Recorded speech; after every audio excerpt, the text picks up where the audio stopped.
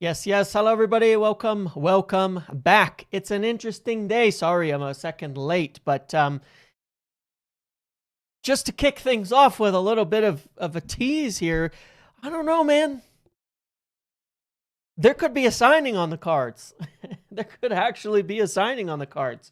Um, there could be a signing on the cards. I don't know. This is interesting. This interesting. The man on the cover on the thumbnail, Kader Mete, something like that.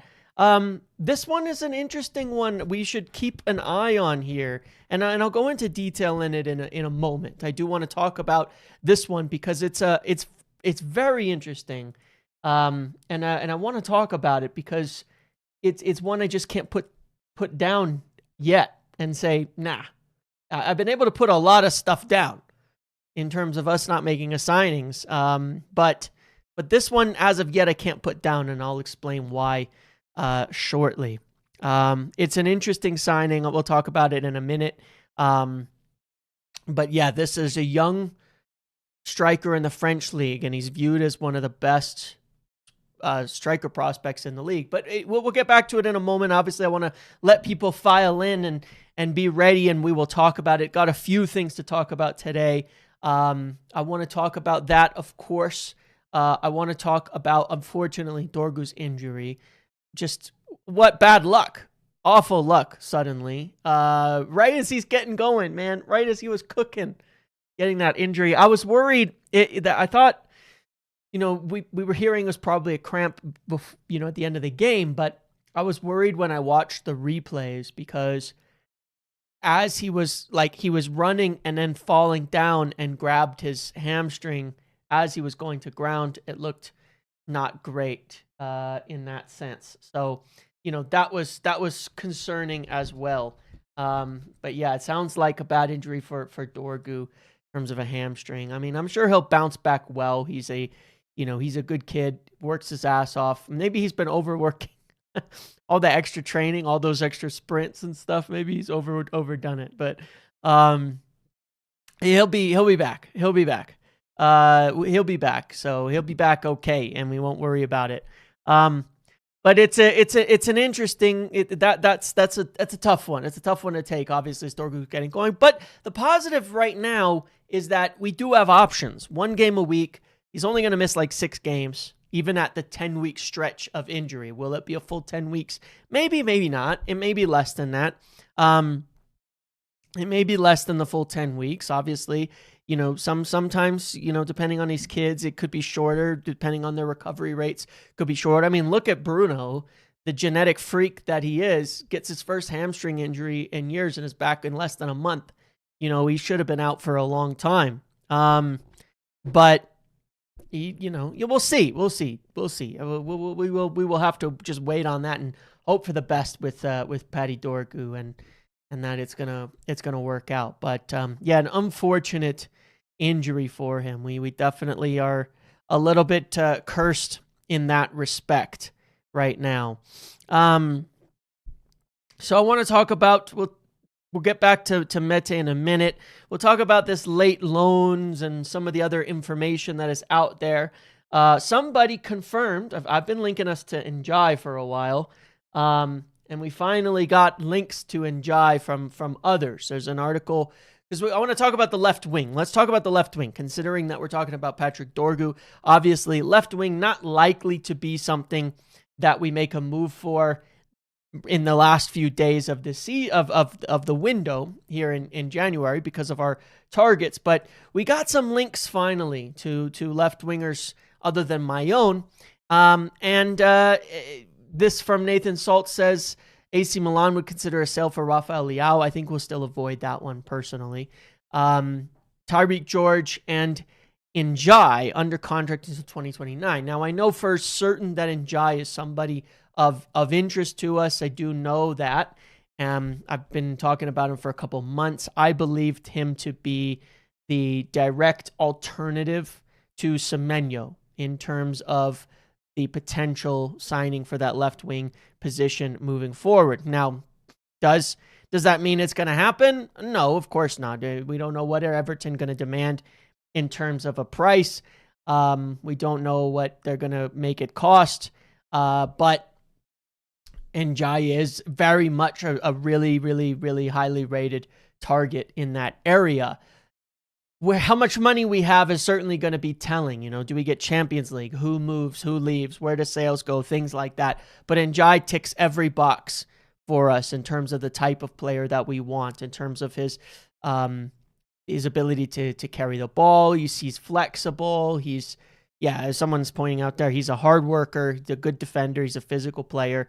I think you get it. One of the things I'll give to David Moyes and his Everton side is anybody you get from there is going to work their ass off. That's what he's going to want hard workers who can meet the physical demands of this league at a high level. And yes, so Njai, an interesting name there, but finally some more links to wingers. Again, I kind of doubt that we will get Rafael Leao. I don't think we'll get him. We've been linked to Leao for quite a long time, but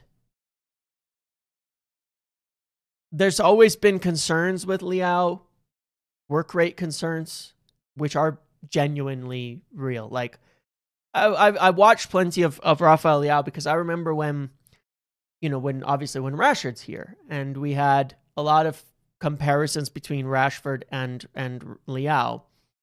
And I remember watching a lot of Leao at the time and going, nah. we just, I think we'll avoid it. He was tending to be on big wages or looking for big wages, fairly expensive. Work rate really, really kind of sus. In my opinion, the work rate was very, very suspect. Can be a really good player in terms of like on the ball, the dribbles. He can be exciting in that respect, but I don't think he's what we need. When I take a look at guys like what we're building in Bumo, engine that never stops. You know what I mean? Cunha, I think works every second the way that you need him to be. I think we're building a different type of team. I don't think we'll go for Leao. There's a reason we didn't prior, and I don't think those reasons will have changed, if you get me.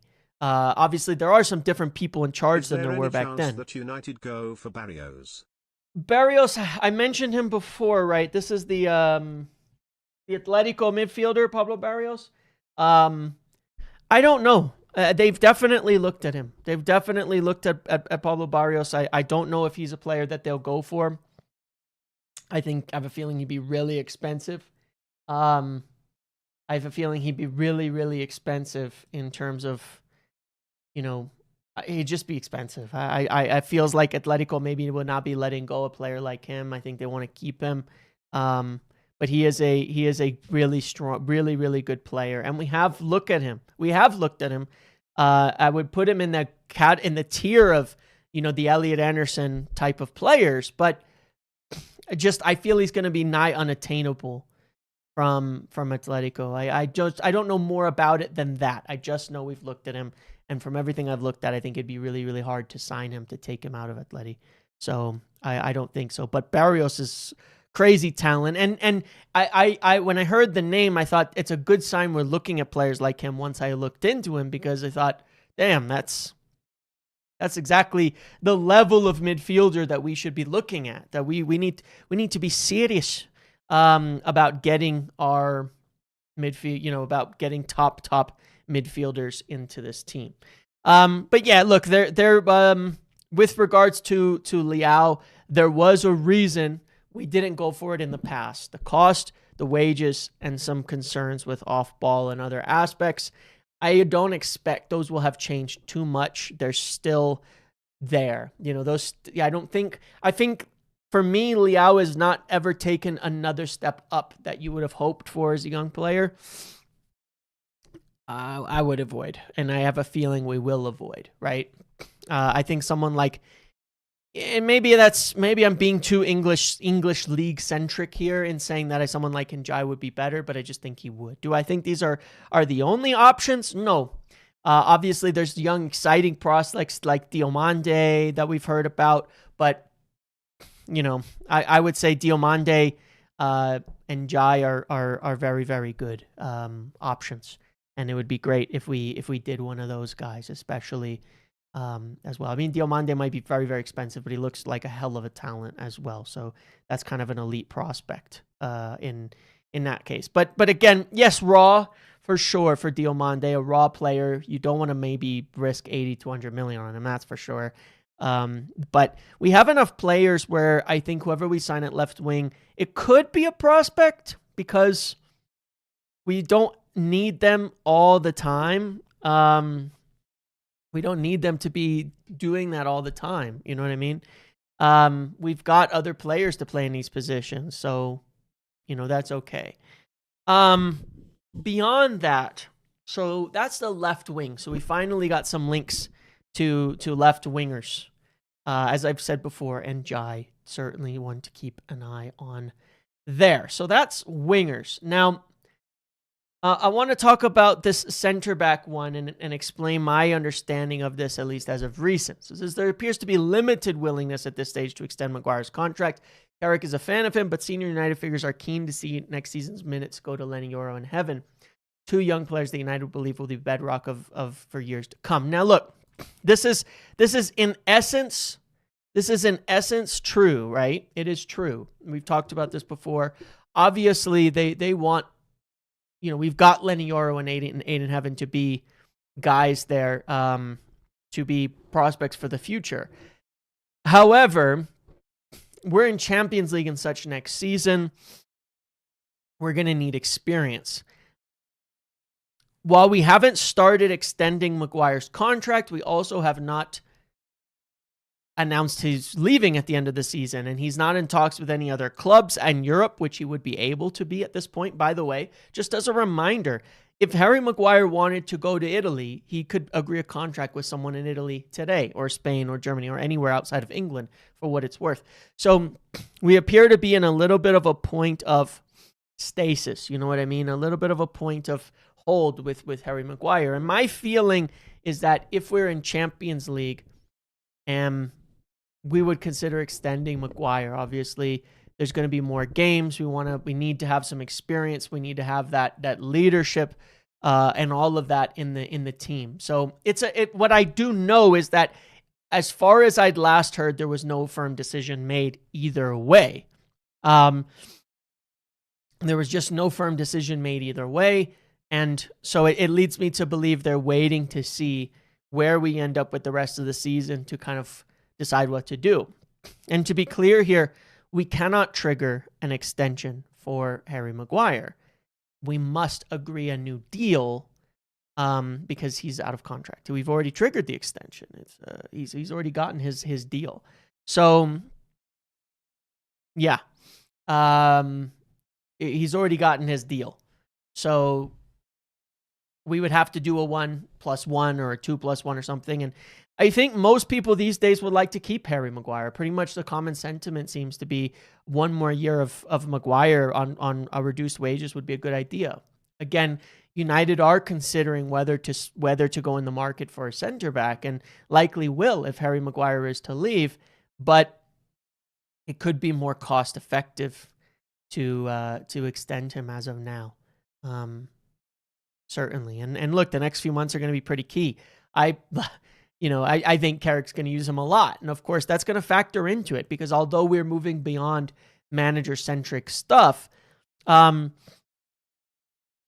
if Michael Carrick over the next couple of months plays with Maguire and helps us get Champions League and is like, and is like, his consideration, his recommendations are going to be taken on board.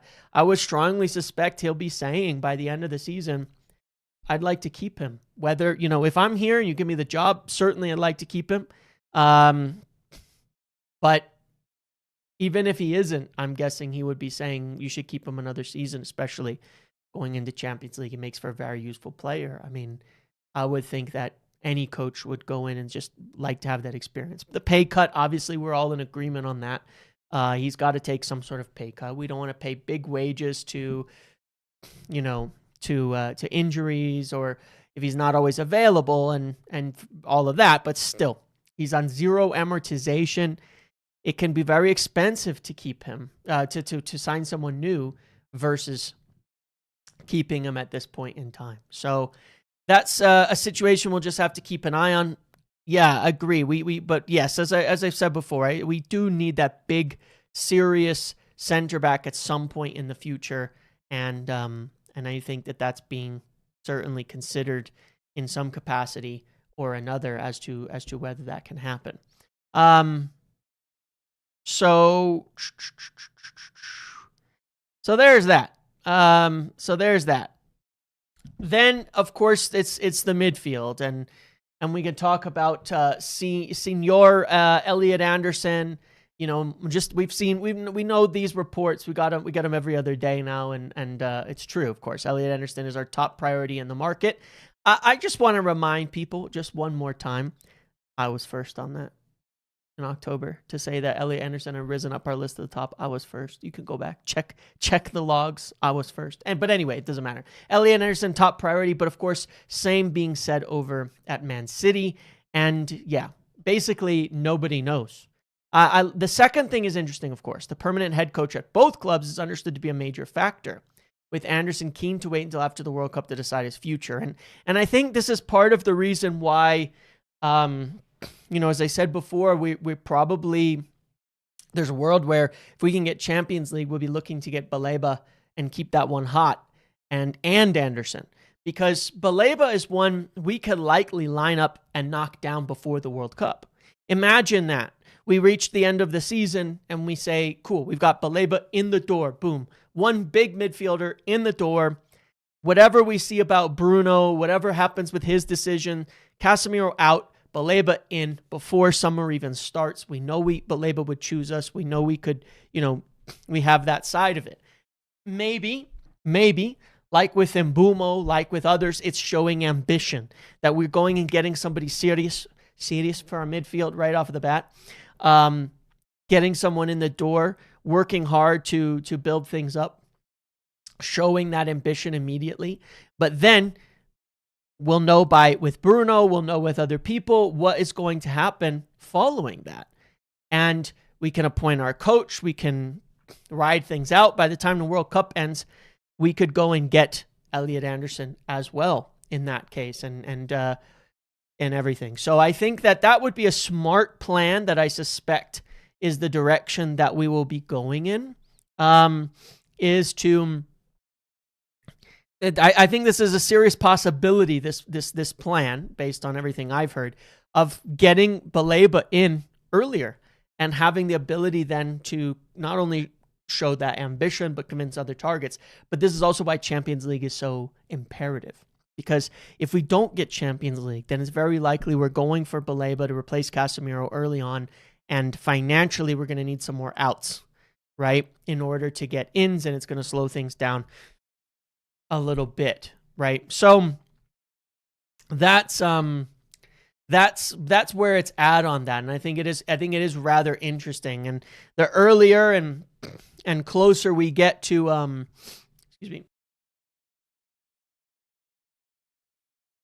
the closer or at least the more secure we are towards Champions League as it gets to the end of the season, like hopefully not the final day, the more we can start being proactive on convincing, on getting things done, on doing all of this. And the thing with Anderson there is Baleba and Anderson make for a perfect replacement. Obviously, it changes the style of midfield, but it makes for a perfect replacement in terms of the overall, adding in the aggregate of potentially losing Casemiro and Bruno in this window with two top players, very similar to what we've done before, where we have to do that. So I believe that to be a bit of the plan, because while Anderson is top target, top of the list, main guy, there's still a following on that Baleba situation, and United do want to. And it could be one more expensive, it could be one more cheap. If we don't get Champions League, I suspect we'd be looking at something like Baleba and Sariki, or Baleba and Buwadi, or something like that, get two midfielders in. But if we can get it, I think we go for the home run ball. Similar as we did this season with Cunha and Mbumo and Šeško, frankly. I think we go for the home run ball. Just go and get the two best available players in the Premier League for those positions. I think we'll go for it. We've already got evidence of this, right? We've already got evidence of them acting in this manner when they wanted to rebuild the front line, going for the two best available talents. And can you argue with it? Were Cunha and Mbeumo the two best talents available in the Premier League for the positions that we were looking at? I think so. I think so quite strongly. I believe they were. They were the two best talents. So, and Šeško is certainly up there as well. We even went for Ekitike in the end. We went for Gyökeres. I mean, we went for three top signings. So the idea that we wouldn't necessarily go for Baleba and Anderson, I think would be silly. I think we'd be able to get that. If we get Champions League, I think that we have a serious shot at it. But look, either way, we're going to get midfielders this summer. We're going to finish this thing off. And it's going to happen. So we don't have to worry, guys. We're going to get midfielders, There was some sketchy moments at the start of last summer, but you remember how we got Cunha in? Like, day one, boom, it was over. Cunha was like triggered, ready, done. Everything was set. Scout now buff is dead. Data.mb is still good. Data.mb is still good. Yeah. But remember, we did this last year. Cunha, we got in like right off of the bat, so there was no doubt about it.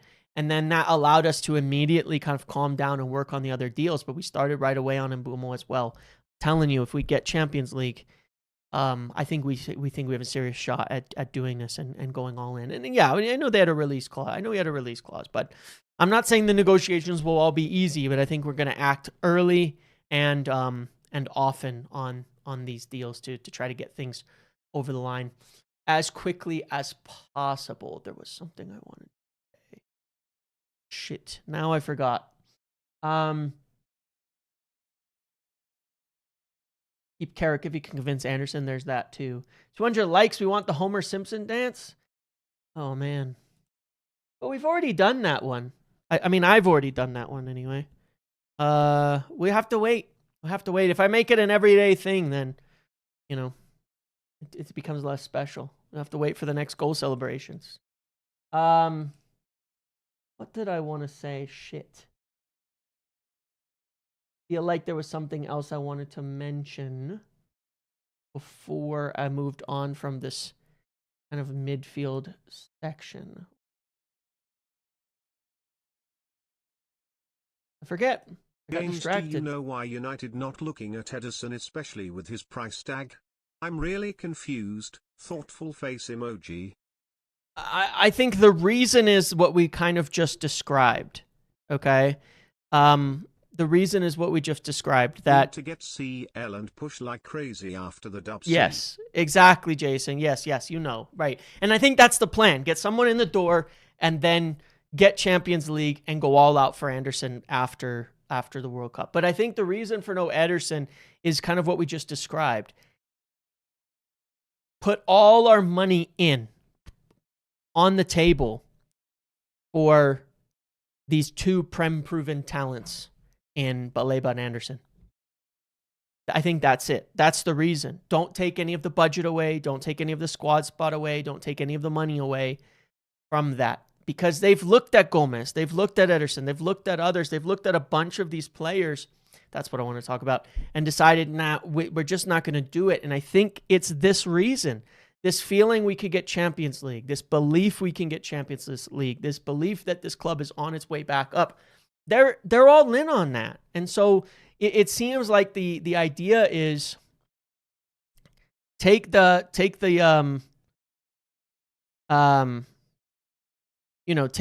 money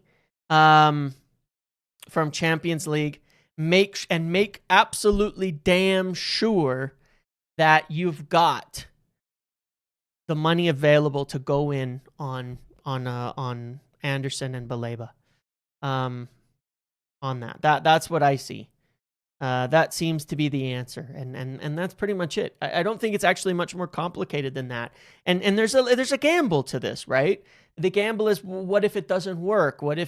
But this is where they're going into the long-term planning aspect and saying, we're going to be disciplined. We're going to stick by our principle in planning, which is only top long-term targets, and they think we can get it, and they think we can pull this off. So I wish I had a more interesting answer, because they've looked at a lot of players, but it is kind of this simple.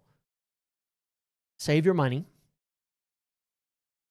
Save your time.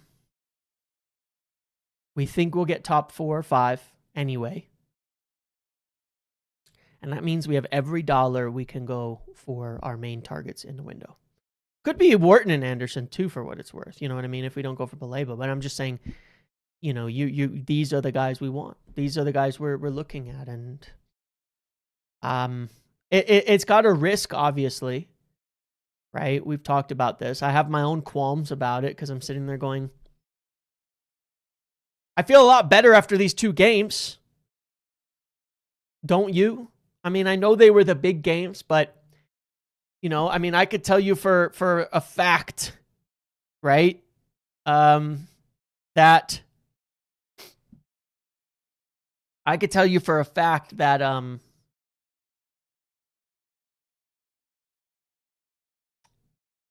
that their route towards getting into Champions League and securing top 5, the club's belief, did not include wins against Arsenal and City. We're ahead of schedule. We're ahead of schedule right now. Okay? So, given that we are ahead of schedule, given that we are, doing well in that respect, I feel better, because I in the conversations I had before City, when I was, I've talked about this a lot recently, but when I was trying to clarify what the hell was going on, what happened with Amorim, what happened with this whole situation, why did they believe they could get top 5? They've got damn good data at this club, all right? I mean, look, they've been boosting and working on data for a long, long time, okay? And we can call it bullshit, and we can do all of that, and people can reject it if they please. That's okay. I'm a believer in data. I'm a believer in stats. I'm a believer in these things, because I think if you understand them, you just have to be a believer. You know what I mean? You just have to be a believer, because if you understand them, you know what they are. They're a reflection of reality. It's more about how you interpret them, but I think these guys know what they're doing. I obviously, football is an interesting game. You can never predict exactly what's going to happen, but I've said this before, and I've demonstrated this before. Underlying stats are the best predictor of where you're going to be in the future. There's so many examples of it that are true, right? There's so many examples. Welcome, Yasser, to the Muppeteers. Thank you for the support. There's so many examples of this. When you looked at our last seasons, when we finished 3rd under Ten Hag, it looked like we should be in 8th. The next season, we finished 8th, and it looked like we should be in 15th. And the next season, we finished 15th, but it looked like we should be better. And then we signed a hell of a lot of players and climbed up. And, first half of the season, it looked like we should be in the top 4. And then it just took a couple of games, and bam, we're in the top 4. Just needed a little bit to go our way, and we're there. You know what I mean? So I'm a serious believer in these stats. And the club seem to know what they're doing in this respect, and the way that they've mapped out the season in terms of expectations, what games we should be winning, matchups are favorable, this, that, and the other. We weren't expecting to have 6 points after City and Arsenal. I could tell you that. I think the planning was with 0. And so I think they're going to be feeling pretty bullish on our ability to get into top 5 with what's going on. And that's why we're sticking with it. That's why we're sticking with it. I'm glad we're through it. And look, I think the next games are going to be difficult, but I also think that with the intent we're showing now, I don't believe anymore that we're going to struggle as much as I thought. Yeah, that makes me an Amorim shill, according to the Rainbet crew. They can keep stealing money from kids, and making accusations. That's up to them. But no, look, I think that this is where having, in these smaller games, from what I've seen in City and Arsenal, I have a lot more confidence in the smaller games. And you might be going, well, why? After big game wins, why have more confidence in the small games? Why does it make sense? And the reason is pretty simple to me. It's more about the intent, because we had a team that was actually pretty good in the small games in terms of performance, right? When you look at like Burnley, well, we had some of our best performances against Burnley. We didn't really struggle against them. It's just we made a bunch of mistakes by India and Net the first time we played them. Fulham, the first time we played them, despite all the nonsense, we hit the post, missed a penalty. We should have been 2-3 away in that game. It wasn't a question of quality and can we beat smaller sides. I think Brentford was the only game. No, I'll back up one. Even Everton was 1-0. We conceded one shot on target. We had massive amounts of but I'll explain the difference that I feel. I think Brentford was the only game we actually went in and got outplayed, but at the same time, we went down 2-0, I think largely due to Bayindir. But I think this is where the difference in having Carrick versus Ruben Amorim comes into play. We still created a lot of chances against the small sides under Ruben Amorim. We still should have beaten the small sides this season more often under Ruben Amorim.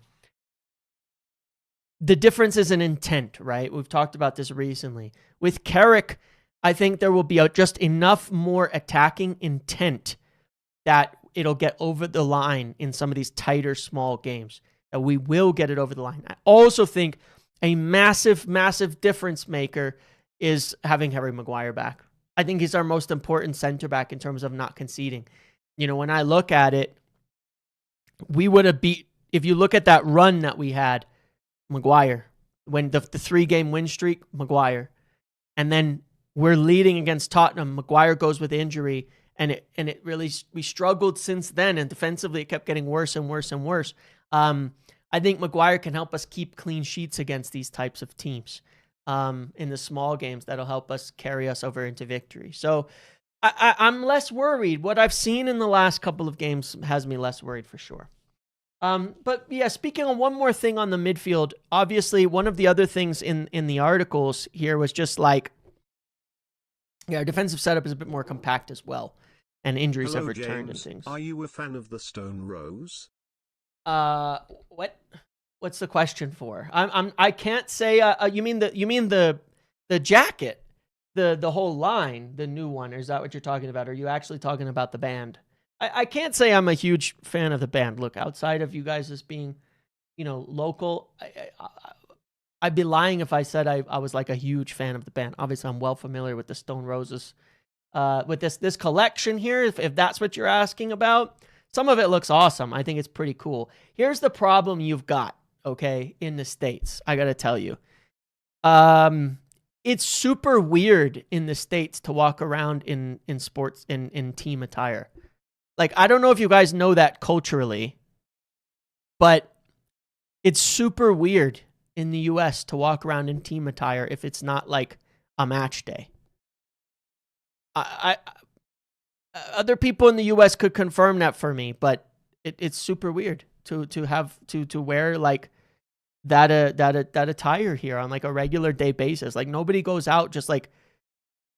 Do people do it over there? I just don't know. Like I assume people walk around in like in team shit like all the time. Here, like it's weird if you walk around in team shit, like very weird.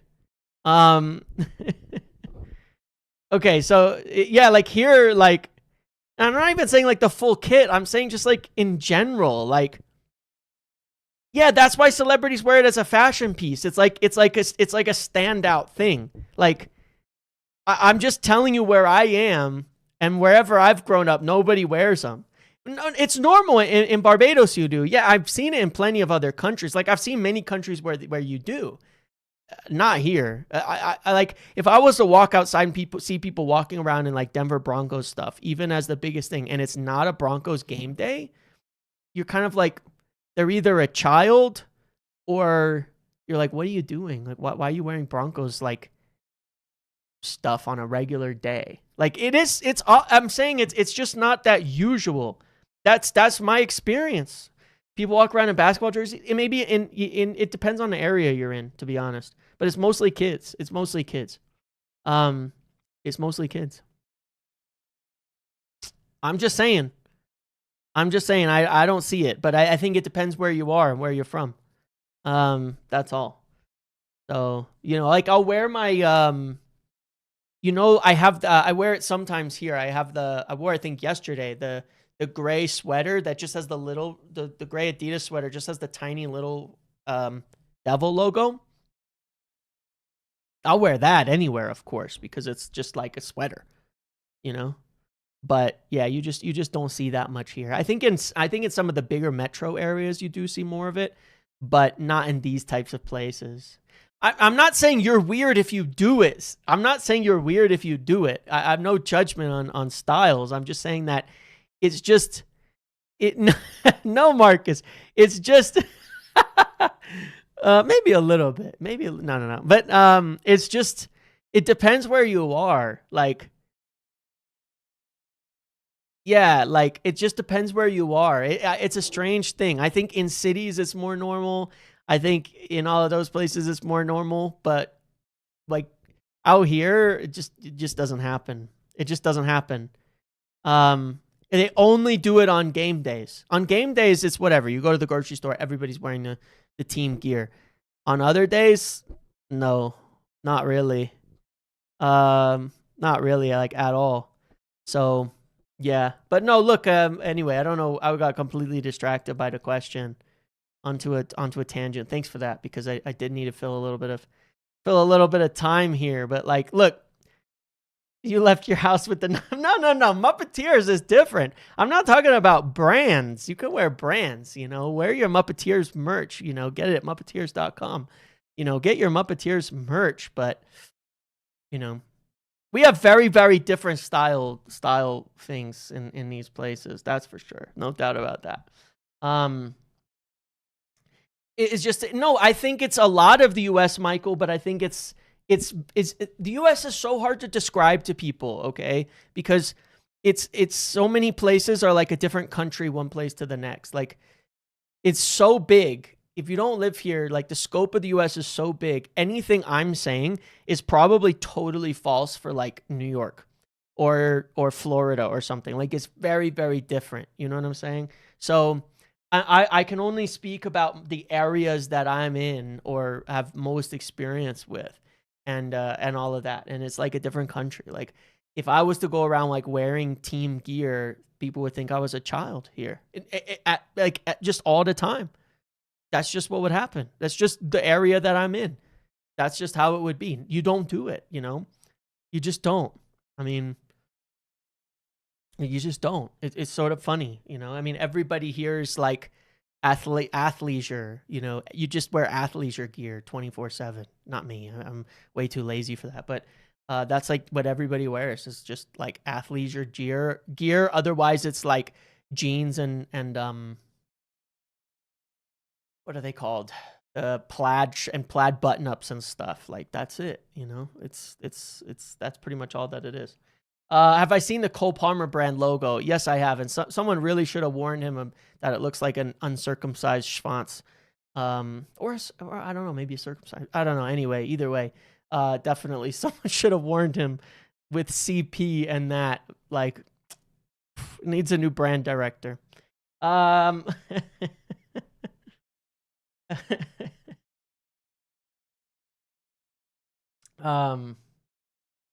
But anyway, let's move on to what I was going to talk about. Obviously, one of the other things that was mentioned in the article was about was about how we've looked into loans and things like that. That we've looked into loans and things like that for midfielders. We definitely have, but obviously we haven't kind of made a move yet. Is there gonna be one? I feel like no, and I'll tell you why, right? Nobody you speak with is going to tell you, oh yeah, we're going to make a move for a loan right now. All of the players that we're talking about are all the players that we're talking about have been available all window for loan. All of these midfielders, they've been available all window. Every one of these names, Ndidi and Neves and things like that. We're not going to move for Neves. We're not going to move for Ndidi. You know, we're not doing Loftus-Cheeks. We're not doing, you know, every one of them's been available for a long time. Some of them not available for loan, like Gomez, where they're wanting a purchase, things like that. Or not wanting to sell at all, I think is part of it. If we were going to move for a midfielder on loan, we likely would have done it already. We have almost even less of a need now, given that Kobbie Mainoo has, of course, been fully reintegrated back into the side, and he's healthy, and Bruno is healthy. So, yeah, it's you know, we just watched Douglas Luiz just agreed a deal to go to Aston Villa, to go back to Aston Villa. And I look at that and go, Douglas Luiz is a player, we talked about this recently, that we have had an interest in, that we have looked at for exactly this kind of deal before. If we were going to make a deal for a lone midfielder in this window, Douglas Luiz would have probably been the best option, and we just let him go. We didn't even get involved in that conversation. You know what I'm saying? So I suspect that we're just going to leave this one. You know, there's very little evidence to suggest that we're going for a midfielder, you know, at this stage of the window in terms of a loan.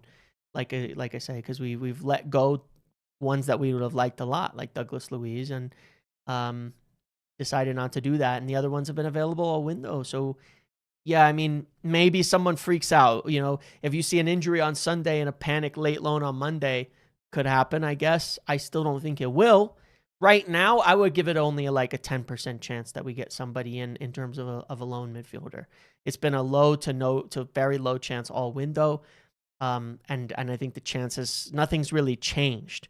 You know what I mean? In terms of that loan possibility. Like nothing's actually, as of yet, nothing has changed. And watch 30 minutes from now, they'll make their mind up. But, you know, we just haven't heard of anything changing at this stage, and neither have I. So I don't think, you know, I don't expect us to get anything. If we could do that,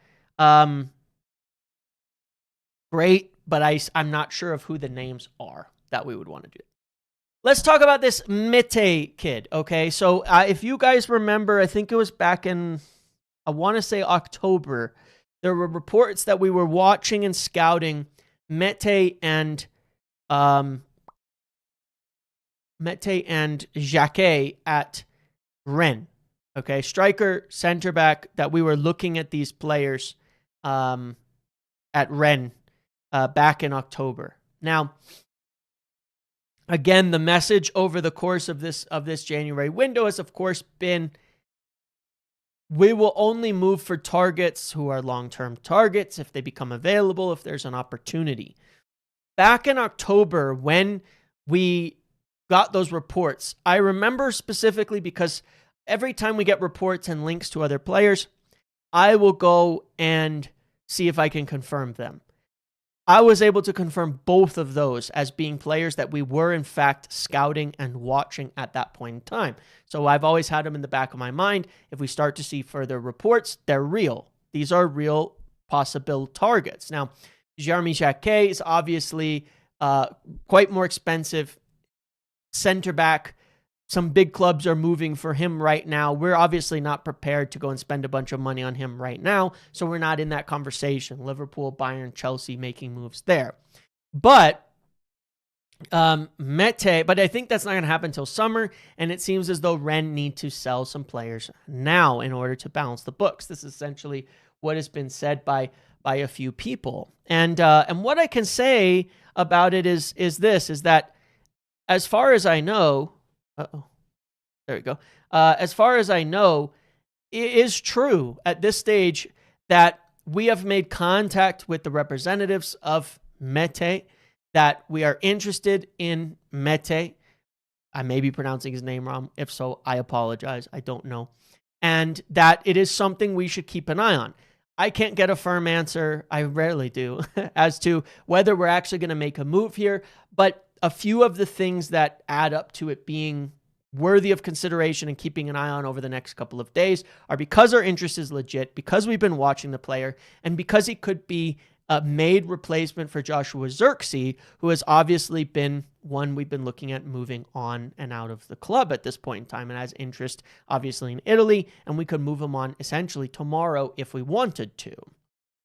So we're clearly kind of not on the Zirkzee train anymore as a club. One reason or another, it just seems like it hasn't worked out, or at least that's the view as of now. We could let him go. We could bring in a young potential target that doesn't have to play right away. The pressure's not going to be all on him immediately. We're not really looking for an upgrade at striker. You understand the point. We're not really looking for a top striker right now. We're looking at a striker. We've got Benjamin Šeško who plays at striker. We've got Mpumo who plays at striker. We've got Cunha who plays at striker, right? They all can do it. So getting a young top prospect coming in to replace Joshua Zirkzee is exactly the type of move that they probably would make from a logical standpoint. So it's certainly one to consider. Adding a striker that's fit, that could play, that's a young player, also in another way gives you a little bit more depth in other positions. Of course, it means you could go with him up front, subbed on for Šeško, and that means Cunha's on the left. Like, it gives you these other kinds of positions that you can address. He is a number 9. He is big. He's physical. I understand people mentioning Cheeto and stuff. This is a player who's way, way more ready for senior football. He's playing senior football right now. He's making a ton of sub appearances. He's made... Here, I'll pull up the numbers for you guys. I'll pull up the stats here really quick. So he's played 530 minutes of senior football in the league this season in 17 appearances, and has 5 goals and assists. I mean, you got to think for just a moment about how nutty that is. That's a lot, right? That's actually a really good record and really good return in 500 minutes to have 5 goals and assists. Very, very good return in league. It's a good league. You tend to get good young prospects from this league. And he's got multiple games with multiple game assists. Here's as a starter against Strasbourg. Here's, against Lyon in 21 minutes. Like, these are good signs from a player, but again, playing in limited minutes, and he's very, very young. You look at his numbers, 18 years old. You look at him statistically, and these are all going to be per 90s, right? 6'4", wins massive numbers of aerial duels, very good on the ball, very good carrying the ball forward, very good at finding his shots.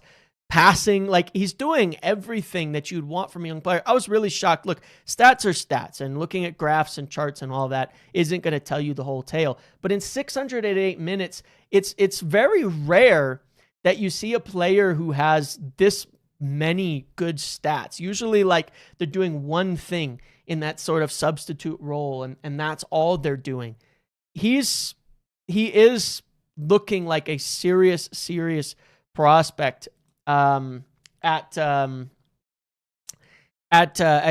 striker. He's looking like a serious prospect here. And obviously, look, if we wanted to go for an older player, we would be going for Mete right now.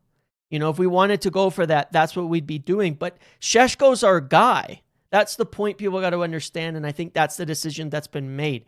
Šeško is our guy. We're not looking for a new starting 9. Šeško's the guy. We've got Cunha. We've got Mpumo. We want to continue rounding out the squad with more talented players. He's a good dribbler. He's big. He's a good dueler. He deals with his hold-up play is actually quite good. He's good at holding off defenders. A lot to like about him as a young prospect, and he's really, really highly rated. It's the exact type of deal. This deal for Mete is the exact type of deal you would suspect that this hierarchy, this leadership team would try to make. And that would be going for a really good young prospect at around 20 to 25 million in price, somewhat similar to Dorgu, who, yes, is raw, but has tons of physical tools, is ready for the men's game, would be a first-team signing, is already showing promising signs, and is replacing a player that, in their mind, is probably not worked out. He may match the way we want to play more. He may be more of a stylistic similar player to like a Šeško, big, strong hold up, things like that. But they have been interested in him. They have been scouting him. It is believed that they've made contact with his representatives and are looking at the situation. Now, why might we have waited until now? I believe part of the reason would simply be because there's bids from Saudi, because the later you wait in the window in terms of Rennes that they need to sell, that you're going to get the best price. You don't want to be bidding against them, all of that. So there's a lot of reasons why this is something we should at least keep an eye on. Whether they decide to actually do it or not, I'm not going to be the one to know, to be quite honest. I'd be shocked if I'm the one to know. But it's certainly something to watch over these last few days of the window. It certainly is. And I'm keeping a strong eye on it. We got reports from Matt Aarons. United are keeping an eye on it. From Santi J, who's a very good source in France, that United are considering doing it. And we have reports as well from Jamie Jackson now that United are considering it as well. So there's enough smoke here. And the fact that it is a real target United have been watching, that we got to keep an eye. It could happen. It could happen. I'd be thrilled. It's the type of deal that I would really like us to do. And I look at this and go, look, there's a holistic squad building attempt to be made here. There's a realistic squad building approach that needs to happen. And that is that, yes, is the backup striker the most needed thing we need today? No, of course not. But that doesn't matter. If it's a good young prospect where, if you look at it from a financial standpoint, you could be moving on Zirkzee, who you're paying about $9 million a year in amortization. If you can wipe that out, and 125 in wages, if you wipe that out with a player who only is costing you $6 million a year in amortization and $50K in wages, you've just freed up more money as well in the way that you spend. You've actually saved yourself money by making this kind of move. You actually have more money available, while you've actually added another good young prospect to the squad. So it's not something that results in an additional financial expenditure or burden, because you're talking about letting a player go in order to do it. So it's like a math formula, and there's like so many things adding up that would spit out it's a deal they would do. Whether they do it or not remains to be seen. But I'm certainly keeping an eye on it, because they have at least kept an eye on him, and it's worth it. So we'll see. We will have to see if they decide to do something like this. We'll just see if they decide to make a deal here. I think that would be I think it would be brilliant. I'm all for deals like this. These types of things.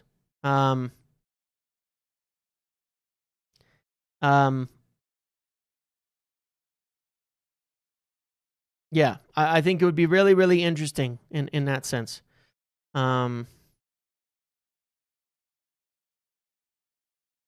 So we'll just have to keep an eye on it. We'll just have to keep an eye on it. But certainly it's an exciting type of signing. One that I'd be like, sweet. Big strikers, big attackers, just keep loading up. That's where I'm at. Just keep loading up on these players. Load up on talent. We've obviously wanted to go down this route. And look, I made a video this morning, okay? And talking about the last 18 months. If you've watched it, let me know.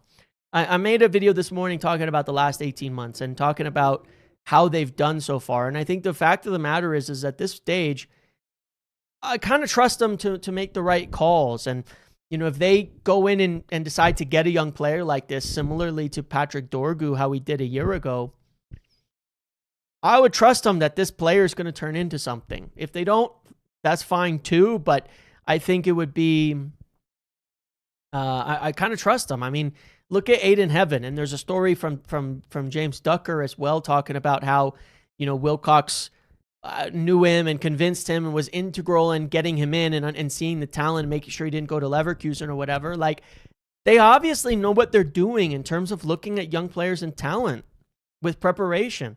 They obviously know what they're doing right now. That's the encouraging part. That's the encouraging part. You know what I mean?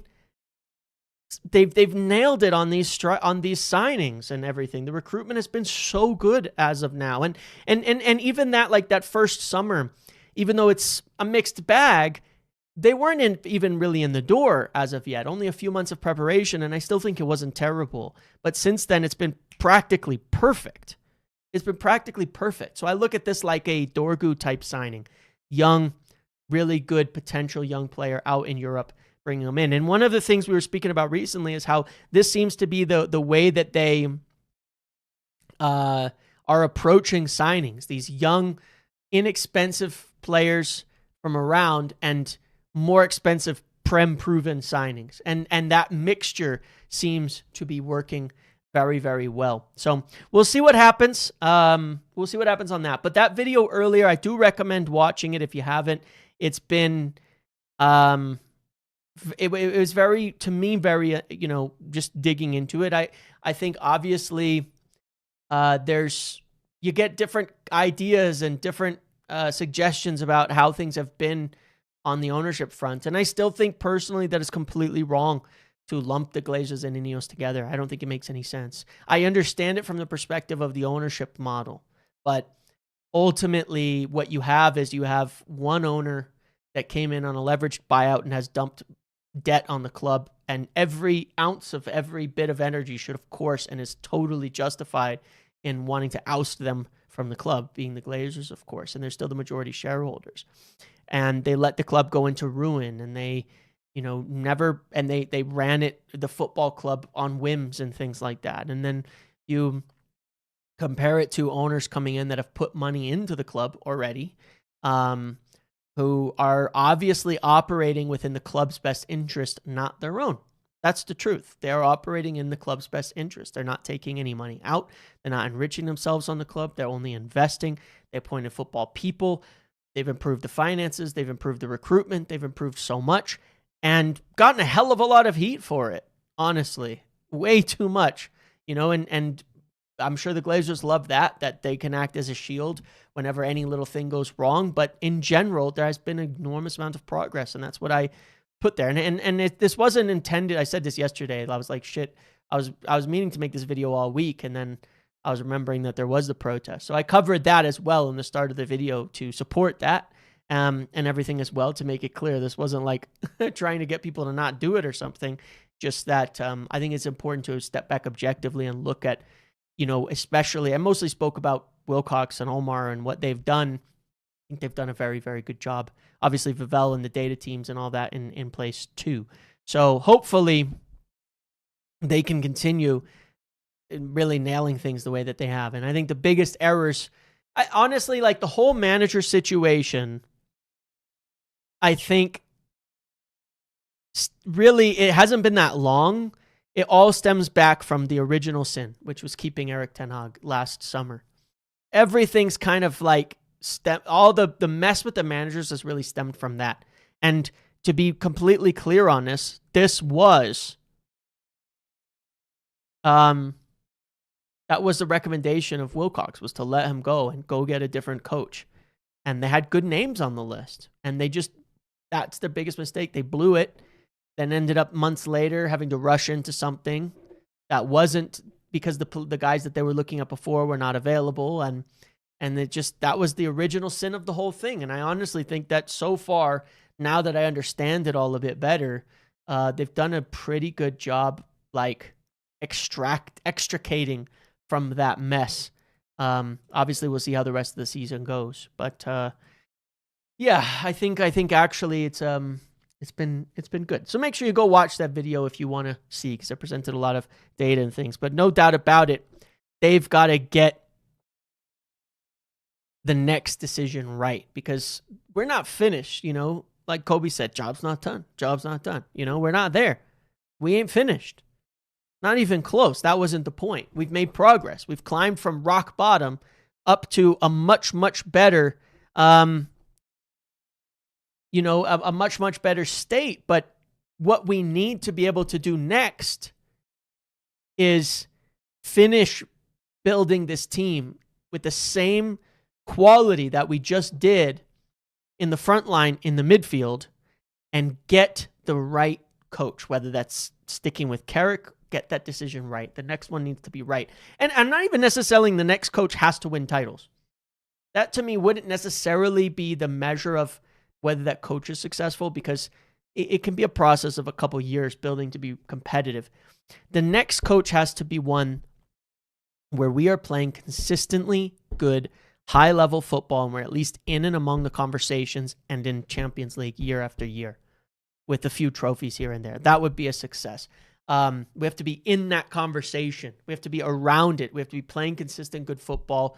We have to be continuing to build a good team. We have to be in the Champions League year after year, and ideally winning some cups and things in the meantime too. It can take a few years to win titles, and that's the next coach. And if the next coach can accomplish that and then get all the way to titles, great. And if the next coach accomplishes that and you're taking, you're hiring another coach to go from second to first, that's fine.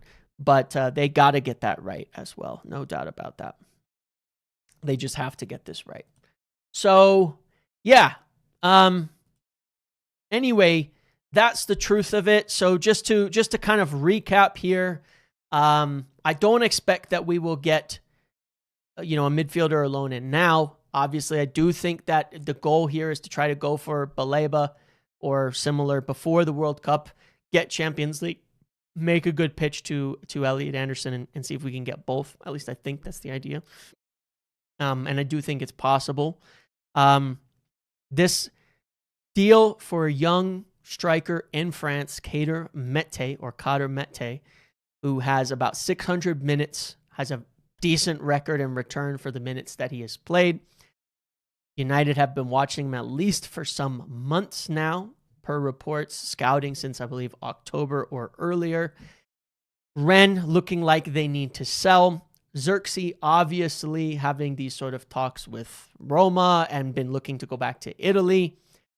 Could be a situation that works out perfectly for United where they can make a move for a young striker, let Zirkzee go, get this good prospect in, ends up financially being less in terms of the yearly cost than what they were doing for Zirkzee, while getting a top young prospect that could be easily the backup without the pressure of having to be the guy right now. He can develop behind Šeško and Cunha and Mbumo and give us more flexibility.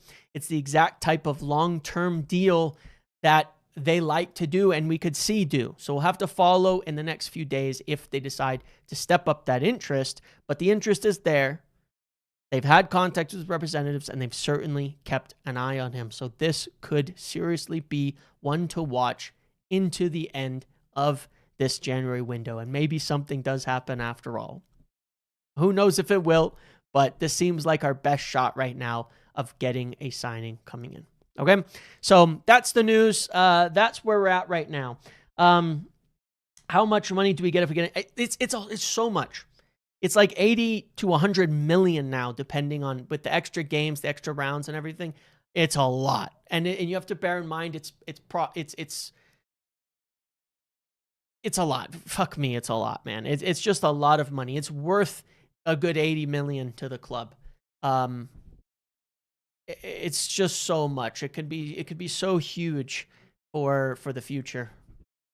For what we can do in this window, because you have to bear in mind, like, that doesn't mean you can spend only 80. You're talking about 80 and keeping yourselves in there all the time. And considering this year, we don't, like, you have to think about this. This year we don't have any Europe. So it's not just like a bump from Europa to Champions League. It's a bump from nothing to Champions League. And this season, we're going to be near enough break even or potentially even slightly profitable, maybe, but probably break even or a little bit of a loss.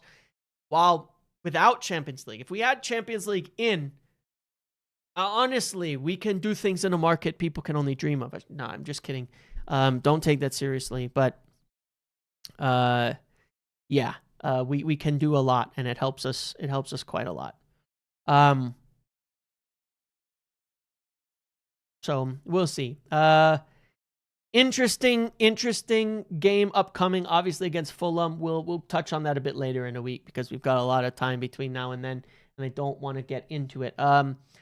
Scouts Attending, which is a real account that does have info as far as I know, says that Al Hilal have had a 23 plus 3 million euros bid rejected, but Rennes need to balance the books, and Jacket is going nowhere this month. So this kind of explains why, part of why we know that this deal could be ultimately possible. So yeah.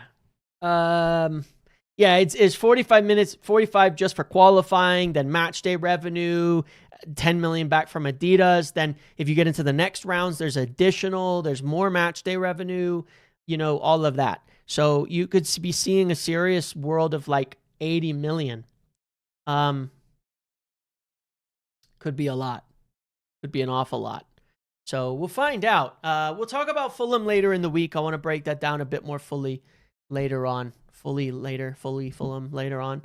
But yeah, anything else you guys want to know today? Any questions? It's been a busy stream, but a fairly quiet one compared to usual. It's been a fairly quiet one compared to usual in terms of questions and things like that. So if you have anything you guys want to ask or find out about, let me know. Certainly, I'll see if I can answer anything right now. Anything I haven't covered today. Once again, make sure to watch the video from earlier. Also, I put out a tactics video yesterday. I think is interesting enough, worth watching as well. Tomorrow, it'll probably just be a live. I don't think I have a specific topic to discuss, so I want to obviously I'll see what kind of develops overnight, because now we're getting close to this end of the window. Onana, we already know he's not coming back. Don't worry about that. We're done with Onana. So whether he goes back to Inter, all of that, he's going to be gone. But it's a good sign that he's having talks with other clubs. He's not coming back. We don't have to worry about that. Weather, it's nice. It's been in the negatives, and now it's 40 degrees today. That's like 3-4 degrees for you guys, which is quite balmy here with the sun out. What happens with Ugarte? Will he leave? Will he leave? Will we sign 3 mids if he does? It depends. That depends. Ultimately, it depends on a few factors. How's the rest of the season go? Is he gonna? One of the things that'll be a curiosity is if in smaller games where we're pressing up the pitch, will Carrick pick a slightly different team? We don't know yet. We just don't know yet. It is an unknown. We'll see. Let's wait and see. Let's see how he does under Carrick. Let's see what happens if he plays. I would lean towards today that Casemiro, Ugarte go, and we get our 2 midfielders in. But there's also the Bruno question and other things like that. What are you going to do after the stream? Work. I works like most of my day and night is like between here and working. So work. What do we have to do for you to film a video doing a Walmart shop in full kit with shin packs? I'm happy to embarrass myself and do like silly challenges and things like that to a degree. But they got to be big things, I'm not going to be one of these like TikTokers who's just like, no offense to them, but that is just like embarrassing themselves every day. Maybe if we like win the league, or stuff like that. But we'll talk about it. Maybe we'll do something for qualifying for Champions League. We'll make a fun video qualifying for Champions League. We'll do something. I don't know. We'll see. I'm a good sport, but they're I gotta have good reasons. I like to have motivation for doing it. I'm not just gonna do it for money. I'm not a whore.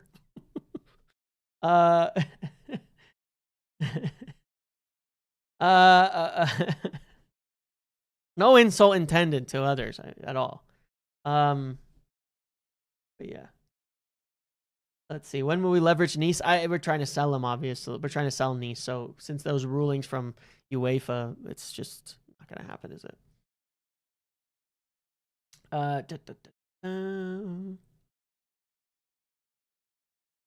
Let's see. Anything else?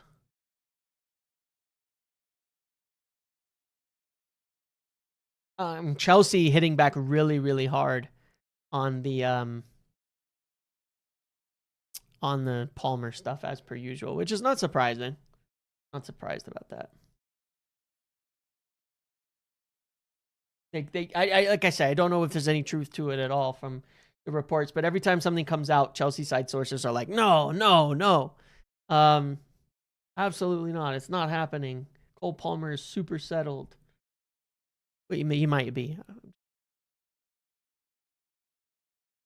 Yeah, I think that's it. I'm gonna call it a day. I'm going to call it a day. All right. We're at 200. Congratulations on reaching 200 likes. I didn't make any promises for today. I just thank you very much for doing so. I do have to say, though, that yesterday's live ended up getting more likes than... I don't usually look at my numbers very often, but yesterday's live got 532 as of now, which is the most since... on a live since, like... oh my God. Since Amarim sacked. On January 5th, since the live at 3 in the morning, whatever, when Amarim was sacked. So, yeah, people really liked that live. Thank you guys for that. I appreciate all the support. Okay.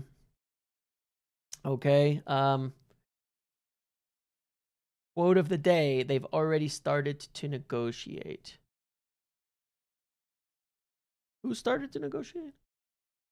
Why is UEFA? Because they're not in the same competition. The issue is competitions. That's the issue.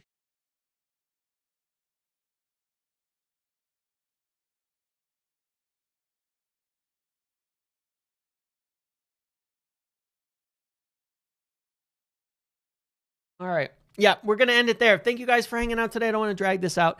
Enjoy the rest of your evening. Enjoy the rest of your day. I will catch you all tomorrow. Let's see what the next day brings, if there's anything further on this whole Mete type of deal. All right? Enjoy the rest of your day, guys. I will see you later. Peace. Bye. Oh, smash a like on the video. Watch earlier video. Hype it. Subscribe. Do all the rest. Thank you very much. See you later. Have a good one, guys.